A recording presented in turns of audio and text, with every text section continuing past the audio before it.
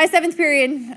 We're going to go through the things that you need to know quiz-wise with my 4th period. Who wants to say hi? So, yeah, we'll go through this. First thing we're going to do is answer any questions you have from 5.5. So what from 5.5 do you need to go over? Just understand this. I don't make you do a full proof on the test, on the quiz, okay?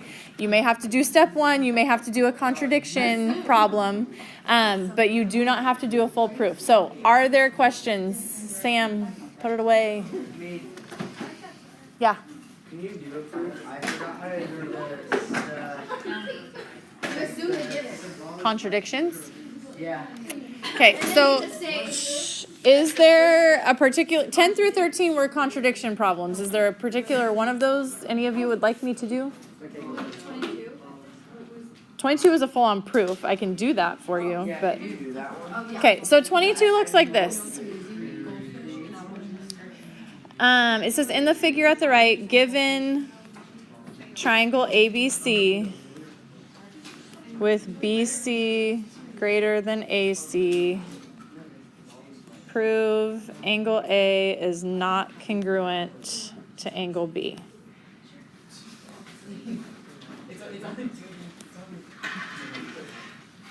All right, so it looks like this. Gentlemen, okay, you can't, this isn't working. All right, so here's the deal. If we are doing an indirect proof, what is always your first step? Okay, this is on your quiz, a 2-point problem. One of those 2 points is the word assume, right? Make sure you tell me, assume. The book says assume temporarily. I don't make you say the temporarily, but assume, and then what do you assume? That A is congruent to B. A is congruent to B. You assume the opposite of what you have, right? So assume angle A is congruent to angle B, okay? Well, now look at your given.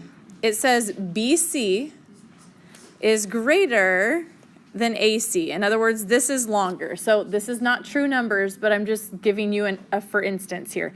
So if this was 10, maybe this is 8, right? Because the one is longer than the other. They don't give us lengths, but we're just going to pretend for now. Okay, so we're going to assume that angle A is congruent to angle B. So we're assuming this. What's wrong with that picture? It can't be.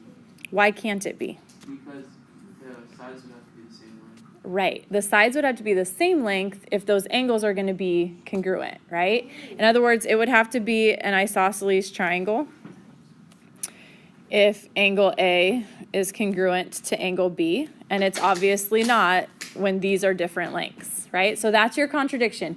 You may explain that to me in words, whatever makes sense for you, okay? So then your third step is to say the assumption is false. That's a U, not a W, sorry. Assumption is false. And then you restate what they asked you to prove. Angle A is not congruent to angle B, okay? That's your full proof. So step 1, assume the negation. Step 2, find a contradiction. We found our contradiction. Step 3, restate what they asked you to prove and tell them the assumption is false. Morgan. Is the assumption the same as assume? So like let's say we don't put assumption and we were just going to say that angle A is not congruent to angle B, but then like that's false. Step 3, you need to say what you assumed was false. You're just telling me it doesn't work, right? Yeah. It won't be. Okay, so first step, assume, and then the opposite of what they asked you to prove, right? Good on that? First step of an indirect proof. All right, let's go back through a few other things that we need to know. First of all, if I give you a triangle with a mid-segment, remember a mid-segment is midpoint here,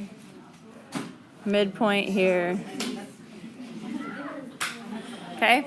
Shh, hey, my turn. So if this is your setup, and I tell you that, no, I don't remember what. Let's say that I tell you that this is 6x, and this is 60. Okay? 6 what? Tell me what you know about the relationship between these two segments. They're, X is 5. Parallel. Tell me what you know about the relationship. They're parallel. and the middle one is, I mean, the one in the bottom is 6 twice the size. Yeah, 6. Okay, now here's the deal. Because this one always gets done wrong on the quiz because people expect something and then they see something and it's just not what they expect or what. I don't know why it gets done wrong so much, but it does. Here's what I need from you, okay? I need you to stop and think about what makes sense because 30. it does not make sense for you to double the 60, right? Or for you to cut in half the 6x. But for some reason, people always do that, okay? Make sure you're thinking about which one do you need to double or which one would you have to cut in half based on what you're seeing. You can do either, but you have to be very sure of yourself that you're doing it to the right one, right? So in this picture, I would either need to double the 6x, and that would equal the 60, right? Or I'd have to say that 6x is equal to half of the 60. You cannot flip those around. It won't make sense, okay?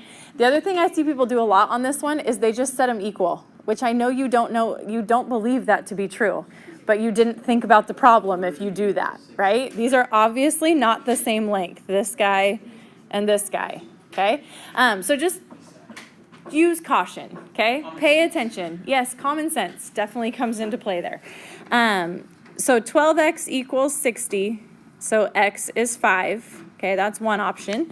Or 6x equals 30, so x is 5. Notice whichever method you choose, you're going to get the same answer. So pick the one that makes sense to you and run with it, okay? Questions on that? Okay. How about if I give you a centroid?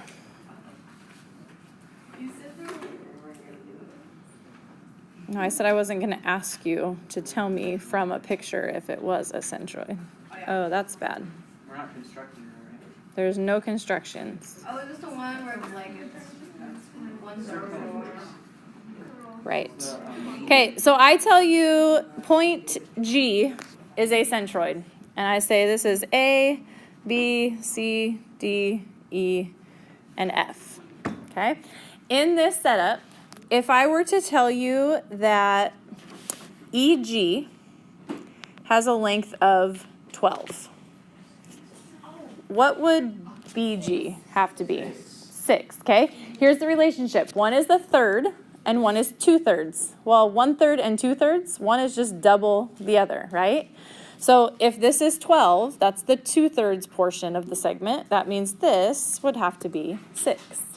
What if I told you that DG is 5? Then what is AG? 10. Then AG is 10. You're just doubling it, right? That's the 1/3 portion. You want the 2/3 portion, so you get that, okay? What if I told you that FC, so the whole thing, is 27? If the whole thing's 27, what would FG be?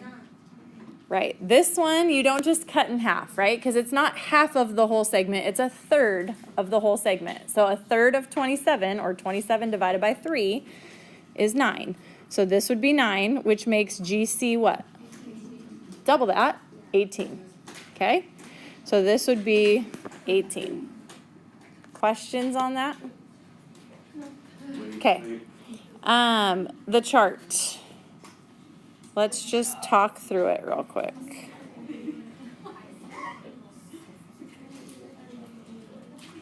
Okay, if I give you 3 perpendicular bisectors in a segment, what do you get for your point of congruency?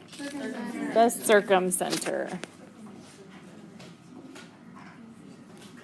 Okay, if I give you 3 angle bisectors, you get the incenter, not the intercenter. A lot of people give me that on the chart quiz that you'll take. By the way, this chart is a blank quiz for you on the block along with the construction. So we'll go over that stuff on Tuesday and the block day, okay?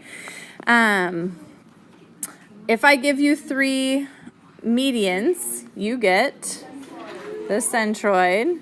And if I give you 3 altitudes, you get